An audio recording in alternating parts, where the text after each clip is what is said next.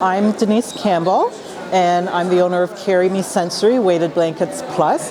So I make weighted blankets and sensory products for the special needs, for people coping with things like anxiety, sleeping disorders, ADHD, Alzheimer's, fibromyalgia, pretty much anybody that just needs to relax or just feel more calm would benefit from a weighted blanket.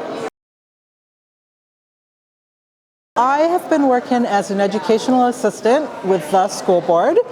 So I work with the special needs kids. So I saw the benefit that the special needs students were having with weighted blankets. And I thought, I think that I can do that. I think I remember how to sew. So I pulled out my sewing machine and got to work. Some of the challenges, I guess, is doing everything by myself. Nobody in my house other than me knows how to sew. And when you're making a weighted blanket, it's really a one-man job. So I guess, it's very time-consuming making them. I just find it very hard trying to balance family and life and business, really.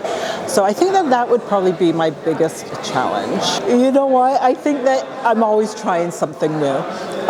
So now I'm trying, maybe if I make the shell of the weighted blanket and then fill it another day. I do homeschool my son, so now I've moved his desk into the basement, into the sewing room, so he can do his work while I sew as opposed to sitting upstairs with him. So just trying different things, really. I'm a little bit of a night owl, so I do spend some nights up late. Everybody else is sleeping anyways, so sometimes I'll stay up late sewing as well. It's trial and error, right? I always make sure that I have what I need for the business. So if I need my glass beads, I always make sure that I have, at least 100 pounds of glass beads, because you never know when an order is going to come up. If I need my lining, I always make sure that I have 1 or 2 bolts of my lining. So I always make sure that I have whatever it is that I need for the weighted blankets or for my other sensory products.